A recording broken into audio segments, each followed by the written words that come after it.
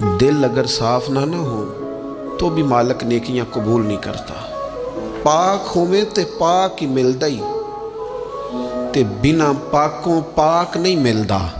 اے سارے وجود دے تون دے نالوں اکو تولا ہے ٹکڑا دل دا۔ یہ جو پاکیزگی ہے نا دل کی، یہ نہ ہو تب بھی نیک اعمال اس کی بارگاہ میں قبول نہیں ہوتے۔ نیک اعمال کی قبولیت کے لیے دل کا صاف ہونا، کشادہ ہونا، کھلا ہونا یہ بھی ضروری ہے۔ دل میں بوجھ ہو، عداوت ہو، حسد ہو، لوگوں کے لیے کینہ بھرا ہوا ہو اور اعمال قبول ہو جائیں نہ۔